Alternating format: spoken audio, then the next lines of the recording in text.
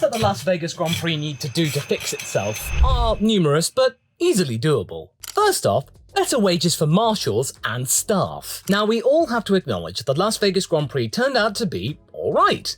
This could have gone down a whole lot worse throughout the entire weekend. Making up for the folks that went to go and see FP1 and FP2, their only day that they could actually attend or afford, and then get Carlos Sainz into oblivion. And they paid good money to be there too, but being kicked out and forced to watch FP2 from their hotel room because Formula 1 wasn't willing to stump up for overtime?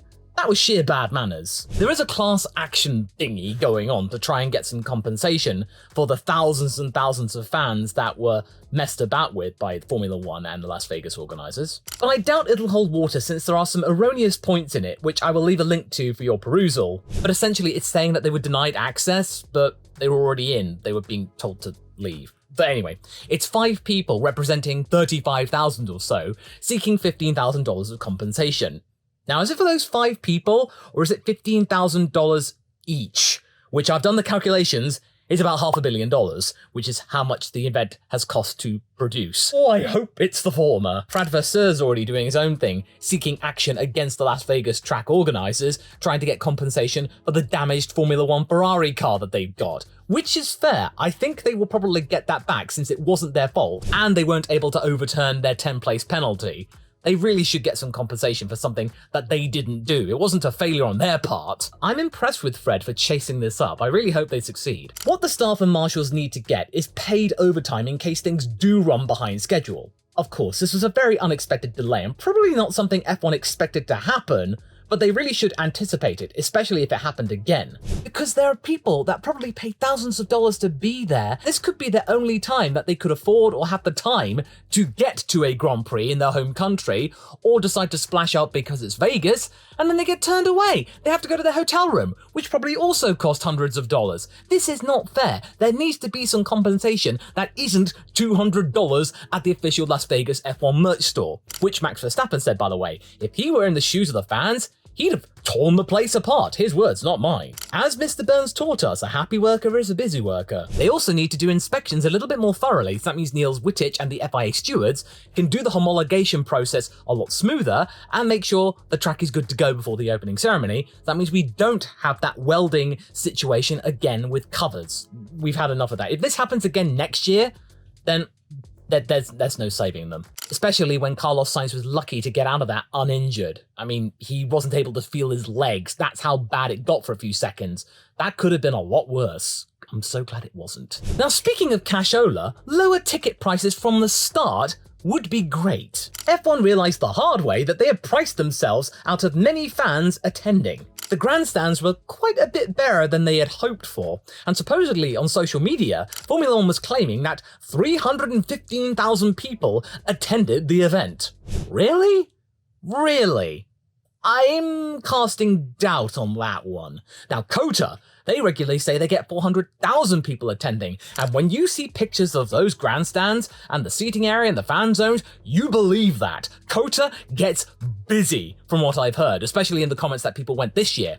No, this didn't look right. Really? 315,000? It never looked busy, and of course, I know it's nighttime, it's harder to see people, but we didn't really see much in terms of fans enjoying the fan zones. We saw a couple of concerts every now and again, but it was far less plentiful than we used to seeing, so you really need to deal with those ticket prices from the get-go. You don't need fans taking out a second mortgage just to be able to go to FP1. The ticket prices dropped by 60% anyway. Supposedly, a grandstand ticket cost $1,600, it went down to $1,000. That's a huge drop. And F1 admitting that, yeah, we're not shifting these, we need to get them shifted. $1,000 for a grandstand ticket? Well, that is getting closer to my damn it price, but really, for that, it should be $750. This isn't going to be bog standard, it's not going to be super cheap, because come on, this is Las Vegas. Las Vegas ain't cheap, even though sometimes it feels like it. And yeah, I'd be prepared to paying a little more than the average, but it really shouldn't be the most expensive. Especially after Miami's woeful situation with exorbitant concession prices and whatnot. I know that Formula 1 is desperate to make their money back from these really expensive events that they are paying for specifically, Miami and Vegas, but they also need to realize that if they keep charging those prices, people will not come and you will not have any money at all. So you need to strike a very fine balance about people and their damn it price. That damn it price, by the way, is when you just go, oh, damn it, fine. How much I'm willing to pay. If you started ticket prices for the grandstand at $1,000, so a 60% drop from where they were at the beginning, and then maybe drop them down a little bit if things are getting a little bit more precarious. That means you get people going like, oh, $700 for a grandstand ticket? That ain't bad, all right. And that means they got a little bit more money to use around Las Vegas and make the staff in all of the casinos, the restaurants, the hotels, a little bit happier and a little bit more on your side. So everybody wins. Capitalism at its finest. Because we all know that hotels and taxi drivers, they're going to be gouging out the foreigners, the tourists, and everyone that's coming to Vegas for the Grand Prix. F1 shouldn't be part of the problem. They should be one of the cheapest parts to get people there in the first place. And speaking of making the locals happy, Formula One really needs to work on its diplomacy. I know Formula One has apologized for all of the ruckus and all of the hubbub that led up to this year's event. They have apologized, but they really need to do more than that. I won't bore you with the details about what's happened with F1 and the city of Las Vegas up to now, what they did to upset the locals. It's been talked about until the cows come home. Now that the basic footwork to make the event happen has been sorted, it's been dealt with, the build-up and tear-down for this event should hopefully be done a little bit faster. They now know what they are doing. They also need to sort out those trees to make it so that means they could be able to transplant them and then put them back again, because that was sorely missed. And they also need to make sure that commuters aren't as inconvenient. Sure, there is going to be some level of inconvenience for a street track. We see that with Baku. Have you seen the main straight at Baku when there's regular traffic? It's hugely busy, multiple lanes, taken up by cars, and then on Sunday, it's gone. Baku, Azerbaijan were able to deal with it. Vegas should be able to deal with it. The preparation for this event was particularly rocky. The last time this happened was for Jeddah in 2021, where there was a genuine concern that the race was not going to go ahead because the homologation process was done at the last minute, and people were worried that it would fail the FIA's inspection. Also, Formula One management needs to have a constant dialogue with the community of Las Vegas, especially since they bought a dedicated plot of land for nearly $250 million where the pit building is, and they could probably open it up for conferences and events, a little museum every now and again. Just have some tours and all that stuff during the year, so that means people can get to know Formula One, get to understand who they are. Because the most important thing that F1 needs to understand is that many casual eyes were looking at this race, and they didn't like what they were seeing, because many people know about Las Vegas, not so many people know about Formula One. So they go like, oh, this really important international car race is happening. Oh wow, that's going really badly. Somebody nearly got hurt, and what?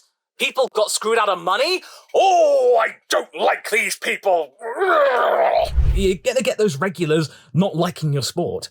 And quite clearly, those are the kind of people that you want on side, the casuals. They saw the surface level issue of practice being delayed and fans being cheated out of money and tickets. That's not a good look for those who barely know anything. It's going to leave a sour taste in their mouth. If they do a good job and try and warm themselves to the hearts of the locals and the commuters and the tourists, then this could easily become part of the Las Vegas calendar and tradition. Formula One can't simply just rock up for the Grand Prix and then go away again and just ignore them for 6 months. This kind of stuff just makes it disingenuous, and they're there just for the money. I know, of course, they are there for the money, but they can at least try a little harder. Okay, it's very, very clear that the Vegas Grand Prix has still got a lot to try and convince die-hard motorsport fans. You want to try and gain some credibility with them? Well, why don't you have a support race? Because there really isn't anything going on about motorsport. It's really lacking the Vegas Grand Prix, a dedicated support event to go along with it, to try and help test out the track, and provide just a little bit more stuff for ticket holders to see.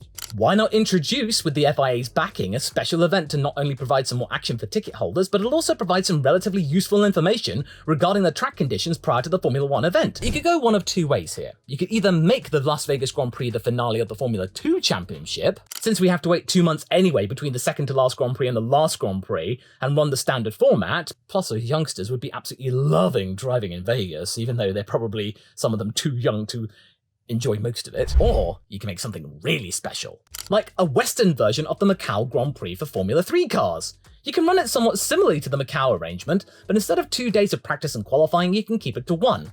But you can still run the sprint and feature races as intended earlier in the allotted time that F1 gets to use the circuit limits, which starts at 6 PM. Like with Macau, you don't get championship points, it's its own standard event, but the first prize winner gets super license points. Does it have to be the same that Macau offers? 5? No, could be less, which still keeps Macau that little bit more prestigious. Trust me, a Formula 3 driver will take any opportunity for super license points. Yes, I know, there's nothing for second and below, but you're in the same event as Formula 1 staff and talent who will be directly looking at you and what you are doing, which could be very interesting if you are from Formula 3, not just the standard international one, but also the regional ones. You can open it up to them as well. You can also be seen at your most hungry, your most passionate, your most driven. And again, those youngsters will be absolutely dazzled by the atmosphere and the glitz. Thoughts? Leave a comment below. Okay, 2023 was fun, but for next year, you really need to lessen the amount of gimmicks that you use. We saw some cute gimmicks about Vegas, such as the opening ceremony, which was better than expected, plenty of iconography with the staples of Las Vegas,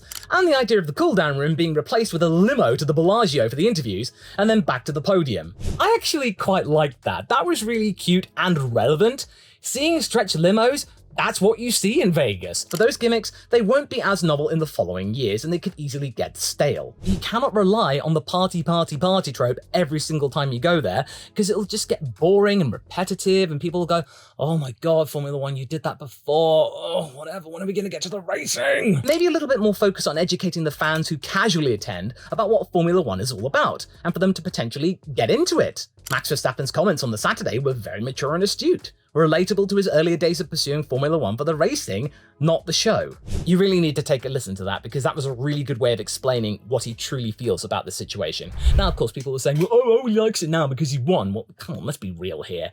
Any driver will feel a lot better about the particular situation in the race if they're the winner. Of course they will. Even Jenson Button felt that way when he was winning with the Brawn car, and when he wasn't winning, he felt it was the worst car ever. I just wish that Max made this comment on the Wednesday instead of spending several days making glib remarks and moaning all the time. He could have just started off with that really, really mature and deep comment. And if everyone gets it right, they too can become part of the Las Vegas Book of Tropes. Then we need to discuss the idea of tweaking the circuit a little bit. Now we've actually run it.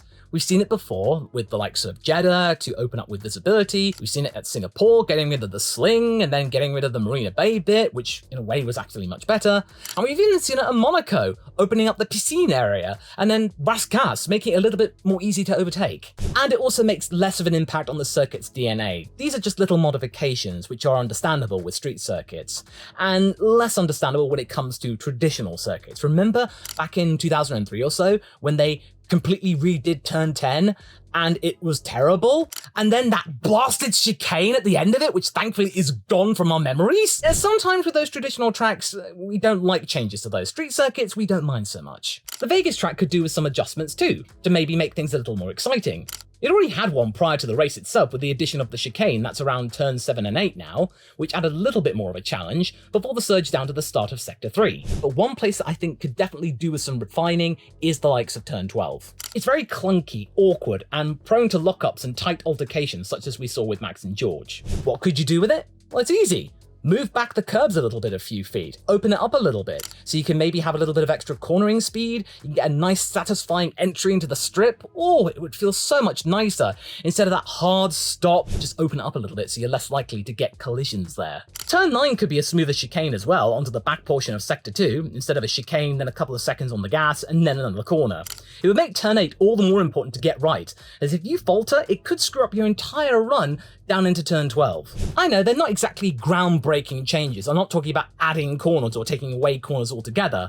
It's just profiling them a little bit to make Formula 1 cars a little bit more nippy, a little bit more agile. Then, of course, that pit exit. I'm really glad that people didn't collide with each other and that it was relatively safe, but it could still do with a little bit of tweaking. Perhaps Turn 2 could be opened up and Turn 3 a little straighter, with Turn 4 being pushed forward to allow for more room for exiting cars to come out and not impact folks driving. Just like we saw with Singapore, we did not like it at the beginning, but now, the 2023 configuration, it's pretty good. I doubt the track configuration that we saw in 2023 will be the same one that we see at the end of its contract or the end of its time in Formula 1. And hey, whilst we're making some tweaks, why do we make this the season finale of Formula 1? Because it was pretty glitzy, you can have some gimmicks, and it's owned by Formula 1, the track in the event, so you can go up with a bang. Well, hold yourself there. It's not exactly possible, and not for a long time, because Abu Dhabi back in 2021 signed a contract with Formula 1 to be the finale of the season until 2030. Yes, if Formula 1 decides to take up the option with Vegas to go for 10 years, we would be there from 2031 to 2033, so you could maybe have the season finale then, but not for another 8 years, and that is if Formula One decides to take up the option and not give up after 2025. And Fernando Alonso has made some comments that maybe smaller cars might be better in Vegas because the bigger cars aren't exactly nice with low-speed corners. So there is some room for improvement here, so maybe 2026's Formula One race could be all the better. But sometimes I think the overall Formula One weekend could do with being a little bit better. If you watch this video next, you can find out some really nifty ideas I have that could make things a little bit more exciting instead of just relying on sprints.